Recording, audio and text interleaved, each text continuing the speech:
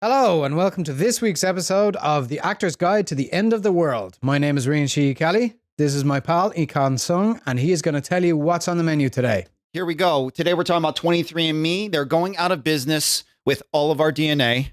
That's not good. And we're also talking SAG commercial contracts are up for renegotiation this coming year. That's going to be a doozy. And then we get into a discussion about those sliding door moments. These small moments, maybe it's something somebody said to you, maybe it's an incident in your life that just changes something fairly significant for you, changes something in your life, changes your outlook on the world. So we get down to a couple of those which happened for us. And you can find our podcast, The Actor's Guide to the End of the World, wherever you find your podcasts, on YouTube and Substack. And make sure to follow us on all social media at Actors Guide Podcast. And our sponsor this week is AI Headshots. Want to look like Brad Pitt? And our sponsor this week is oh my God, I don't know if I'm going to be able to say this. Want to look like Brad Pitt, but you look like an armpit? AI Headshots got you covered. Maybe it's Maybelline, maybe you're fugly, but thankfully there's an app for that. Oh, AI Headshots, it's like you, but way better. There you go. Jesus Christ. All right, just warming up here. Actors Guide to the End of the World. So for the word around town, number one, 23andMe is going out of business. They had a huge data breach, whatever. I know, exactly. That's a nightmare. So basically, everyone's DNA got leaked. That was a while ago. Not my DNA. They don't have mine. And God, of all the things that people regret, it's like I just gave someone my DNA. Jesus Christ. But also, like, to give people, you know, your most treasured code, if we're being honest, this is your genetic code, and here you go. And they don't protect that. Exactly. It's one thing that they got hacked. It's another thing that now with the business plummeting, they don't know what they're going to do with it. So people are leaving. I think people on the board are resigning. And the question is what do you do as a company with these quote unquote assets? And you could sell them. So they could sell it, make some money because it's a business. And we signed away. I did do 23andMe years ago, and I thought it was cute and fun and blah, blah, blah. Surprise, I'm Chinese. Big surprise. There'll be a lot of econs running around there. A lot of little econ clones. Yeah. So that's what we're looking at. You may not know this, but there's other companies that do the same thing. Right. Are they plummeting as well? That's a great question. People have brought up Ancestry.com or whatever. Yeah. For whatever reason, they're not in the newspapers. So I don't know why their business is surviving and not 23andMe. Security, that's why, because they're better at this. Exactly. They put a lock on the door. Yeah. So I don't know what's up with the other companies, but 23andMe is plummeting and it's very, very visible. It's a train wreck. Jesus Christ. The one thing that I want to just bring up why, this is not exactly acting Hollywood news. It's just kind of interesting considering last year during the strike, people who were up in arms about AI were saying, hey, all of us are getting scanned. Our biometric data is going to be owned by these studios. And the question is 23andMe has no idea what they're going to do, how to keep it secure. Why would we think Disney would be? You're right. And I forgot to mention this before, but so I saw this ad on, these like market research things that you see sometimes. Right. And there was a market research thing popped up on Instagram, I think. And it was basically, are you an Apple user? Are you Irish? Are you an Irish person living in America?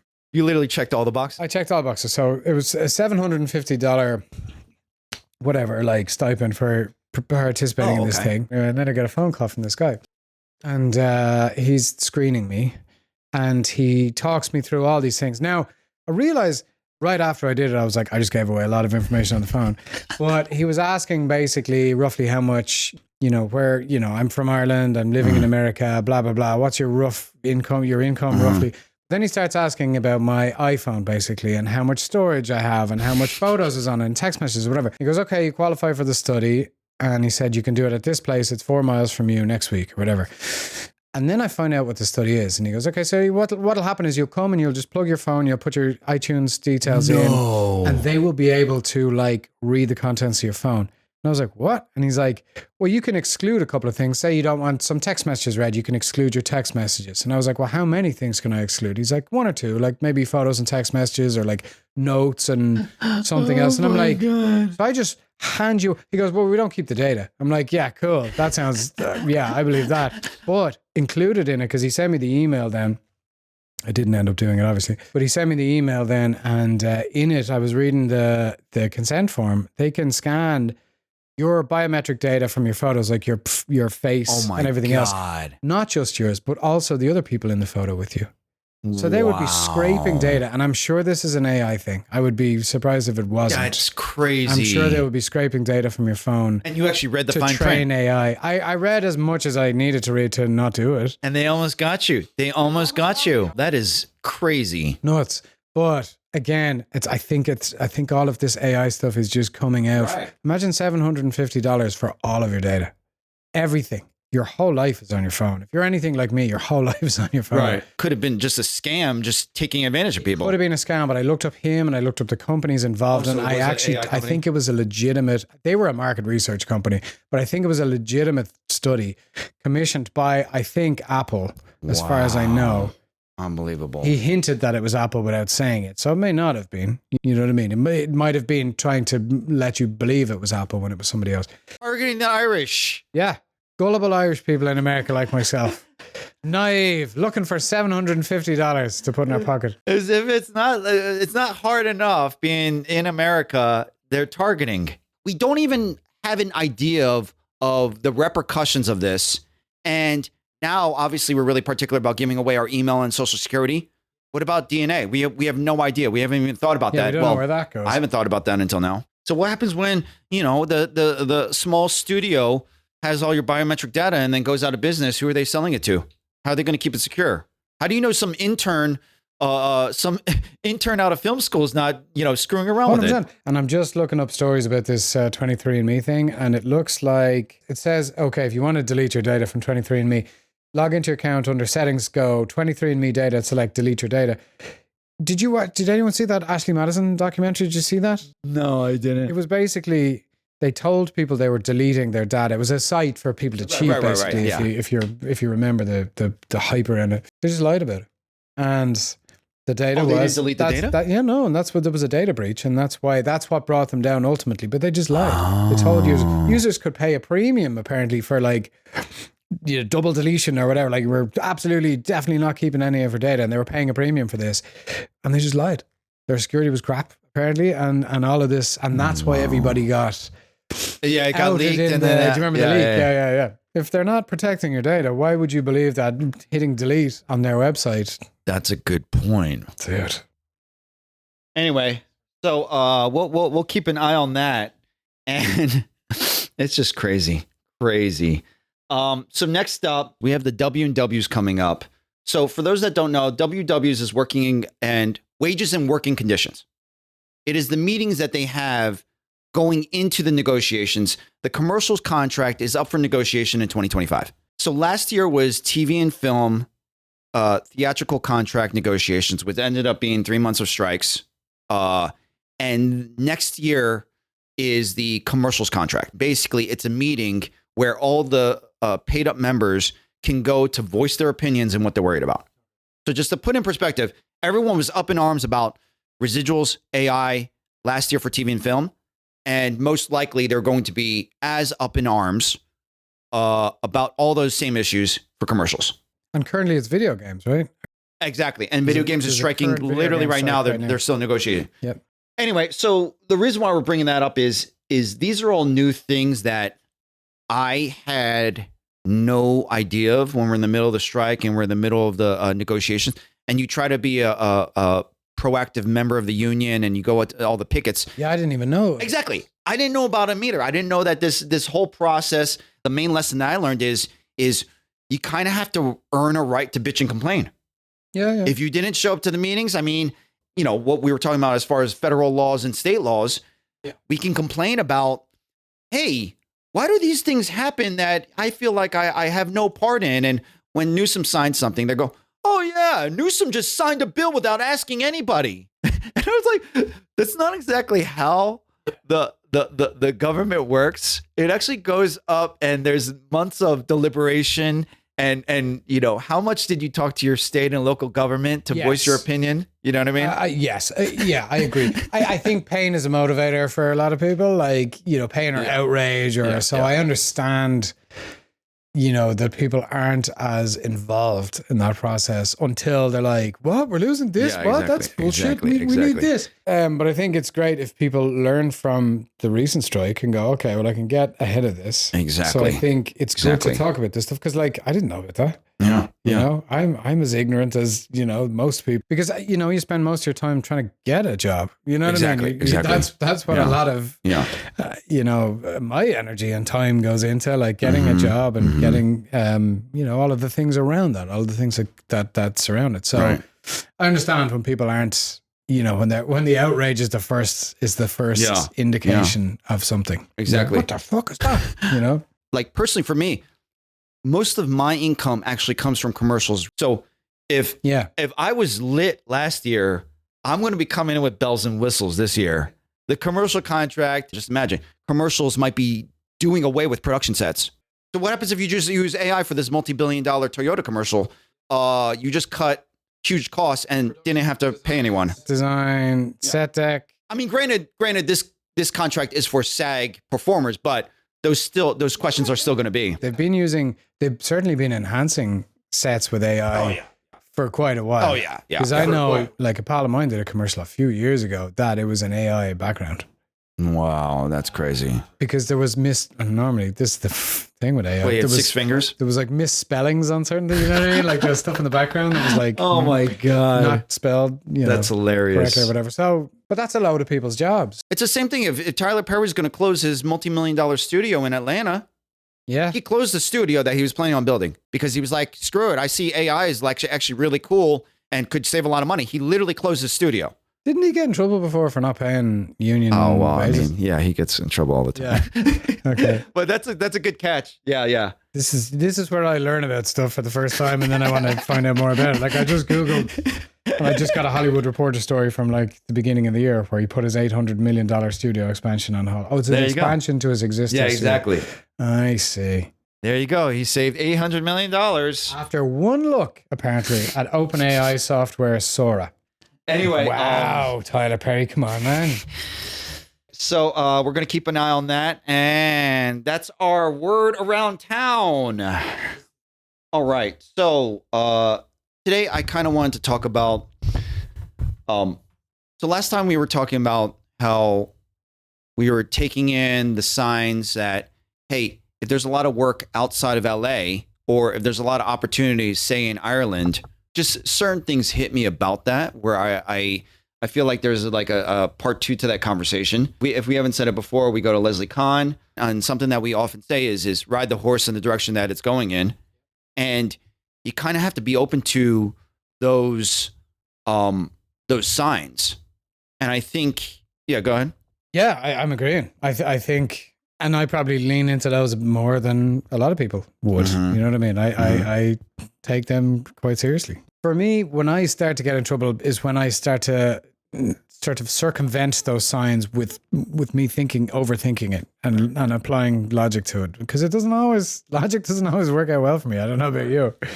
What about you? Like, how do you make decisions? Tell me about the first decision you ever made and then just go for it from there. It's funny because it didn't hit me until we were talking about it last week. My whole last year was, I basically flipped the way I thought about acting, internet, social media, and my role as an actor. I completely changed my mind last year. Oh, yeah.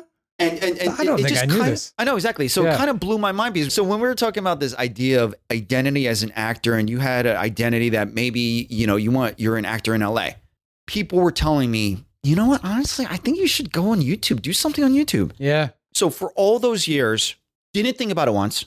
I had one friend who I thought I incredibly value her opinion. Highly intelligent. I'm talking about like grad school at UPenn, Ivy League and all that stuff. Worked at Google for years. Yeah. She was a YouTube frequenter. And I was like quietly like, you watch YouTube, really? Right? So judgy. I can only imagine your tone when you said that. But I'm like, oh, you watch YouTube? And I just hold my tongue. YouTube. She goes, you have no idea the depths of YouTube. There's a range of everything. There are brilliant people on YouTube. There are also silly imbeciles on YouTube. But she goes, YouTube is the future. This is where the youth are going to learn. You really? And she goes, I think you should be on YouTube. I think you have something to say. And I think people might want to hear it. Not even watch. I didn't even casually watch YouTube. Yeah. That moment, the next week, it changed my life. Wow. I literally started researching YouTube, saw what she was talking about. By the way, I also had experience editing. I was editing things for years before that. I had all the skills to do it. I just didn't want to do it. I was also kind of scared. Yep. The next month was the Super Bowl. I went to the Super Bowl. I documented everything, and I made that into a vlog. Yeah. And that was the first moment where I was officially on YouTube, and it changed my life. Huh. So it all just kind of snowballed from there because I started making videos for YouTube. No one was really paying attention, but it was fine because I was experimenting. I figured I might as well throw them on Instagram and social media because I was making them anyway. The strike happened. People started watching them, and I was pleasantly surprised. And then someone asked me to host a Hollywood live event. And I'm like, I'm not a host. I'm an actor. But I did it anyway because I didn't have any good reason not to. And here we are hosting a podcast. Never would have considered a podcast 2 years ago. Absolutely never. And I'm completely indebted to my friend. And my point is I was so stubborn. Yeah. I needed one push over the edge. And it was also like resentment as far as like, oh, well, what else am I doing that's so important that I can't explore this? Right. It just hit me at the right time. What was it about? What was the judgment? Yeah, what was the judgment? What's at the heart of it? Like, I think I understand it, but what's at the idea of content creators or what have you, or YouTubers versus actors. Actors were trained to act. YouTubers were mostly personalities that were producing content. And it also just happened, they were becoming more famous than all of us. And so 100% I was resentful. I didn't want to address it. I didn't even want to think about it. After all these years, YouTube is completely changing the world. And by the way, it's like, I think it's number 2 for streaming besides Netflix. I buy it. Yeah. I look at YouTube all the time now, and I didn't used to. My thing was, like, I thought people only did one thing. You know what I mean? When I'd look at successful actors, I go, oh, they're just actors. As I've aged and as I've seen more and more, people do a million things. Even the most successful, in fact, the most successful people are more likely to do a million things because they diversify and they're involved in this and they're involved in that. Some of them write books, and they like a friend of mine who's a successful actor, Irish fella. He's had 2 novels published. He's directed movies. Yeah, he's directed TV, but he's primarily an actor. Exactly. There you go. But he writes and he does all these other things. That's amazing. And there are actors I know that are just involved in other stuff because it interests them and they're curious. And like, so I've expanded my narrow focus on that too, because I used to think, oh yeah, you just do the one thing. Exactly. And anything is a deviation from that is a kind of a betrayal of your goal. Exactly. That's brilliant. I didn't really know that. And by YouTube, do you mean specifically YouTube, or do you mean all forms of like short, like social media? Does that apply to social media for you? Like, yeah, it's all TikTok, kind of lumped in the same thing. Yeah. Most actors aren't excited about social media. Yeah. The irony is we chose a profession to be in front of the camera, yet we feel uncomfortable expressing ourselves. Yeah. You know what I mean? And so I kind of had to get over that too. And I was like, honestly, there's so many things going out there where it's like, do people really care? It's like, no one's focused on you. Yeah. And that's the thing about judgment. You know, when people say no one's judging you, everybody's judging you all the time. That's what people do. I judge. Yeah. That's how we relate to the world. We judge it. It doesn't fucking matter. That's the secret. Who that's a good point. Everybody's judging you all the time. That's okay. And how much do we overvalue it more than it needs to be? Oh, totally. Yeah. It's overpowering sometimes, the thought of other people's judgment. One thing, just the icing on the cake, I also haven't drank in 6 months. Incredible. Obviously, that might come up later in conversation about, these things. I know you've mentioned that, but I wasn't sure where you're at with it. One of those things where it's like, hey, I'm busy enjoying the things that I'm doing, how about I just keep doing it and stay clear-headed while I'm at it? Yeah. I mean, look, obviously I can attest to, I've been sober now 13 years and that's amazing. Changed my life. You know, absolutely changed my life. And maybe we'll go into that in more detail in a different podcast. And I would have loved to have heard and seen your face when you were like, oh, YouTube, you watch YouTube. It reminds me, there was years and years ago in Dublin, on Talbot Street in Dublin, I was in a shop and there was a guy there with his girlfriend and he had a kind of a long black coat and a scarf like thrown about his, over his neck, and his girlfriend or wife, but I think girlfriend, like was buying chocolate. And he gave her the most disapproving look. He just goes, oh, chocolate shishi. So is that, I imagine in my head, that was that kind of like disdain. Chocolate shishi, huh? And I presume her name was like Shifra or Siobhan or something like that. And it was pet name. It was like, that just made it for me. I was like, there you go, dude. Wow. Judgy. Yeah, so judgy. Chocolate shishi. But I was thinking, because in Ireland at the moment, there's a number of young, I say young because they're younger than me, but like they're probably in their 30s, actors who just do. I knew them first from like doing sort of front-facing camera sketches, but now they're all starting to work. Now they're all starting to work on TV. I'm seeing them pop up in shows. But I've admired their content for a long time, and I follow a bunch of them, like to shout them out in case they ever, come across us. But it's like Peter McGann, John Doran, Tony Cantwell, all of these guys, Hannah Mamalis, who I worked with on a short film with a pal of mine. And when I was home, I did a sketch with a friend of mine, Paul, and John Doran, one of these guys. This is so embarrassing. This is so embarrassing, but I was actually kind of starstruck, and I don't get like that around famous people. But because I only knew this guy through like comedy sketches, and I was such a fan of his comedy, I was kind of I didn't speak. That's amazing. Which is so weird because I've met wildly famous people. You know what I mean? But I think that brings up a great point. But I remember a long time ago, a friend who watched more YouTube than I did, and I kind of. Not surprisingly, I kind of judged him. So he said all these YouTube people that I was like, God, whatever.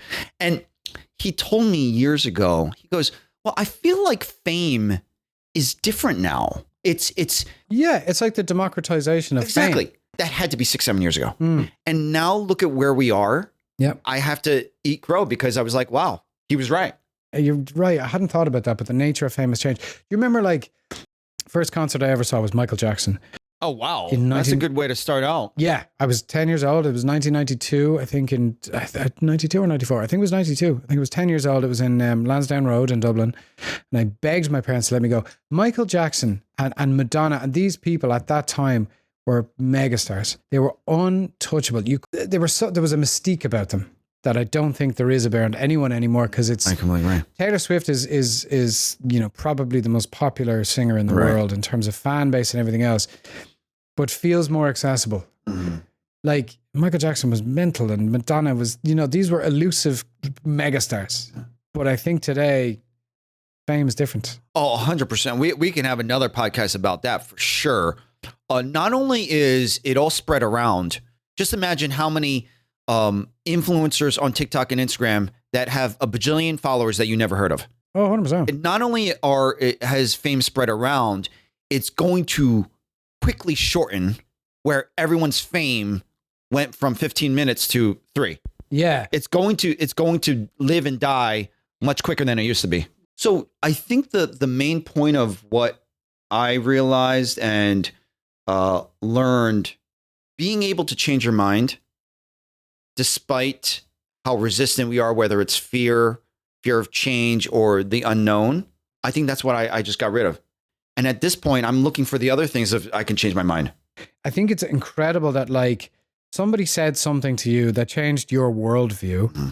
I think for me, certainly the last 2 years of my life have been entirely different from any other year before that. Wow. And that began for me with, among other things, with a breakup of a relationship. And it's not a comment on the relationship at all, but like that breakup just changed something in me, along with a lot of other things I had started with Leslie Kahn and her class and stuff like that. And it changed my approach to acting, but it also, my approach to life changed, and it didn't feel like I did it. It didn't feel like I was really responsible for it. It felt like it was just kind of handed to me. It was just sort of gifted to me and go, here's a different perspective on everything. And the universe spoke, and then you received. Oh my God, what a different way of living. And I've had the most amazing 2 years. It's it's been ups and downs and whatever, but it's been amazing. Like it's been, awesome. I've worked a lot more. I'm enjoying the work a lot more.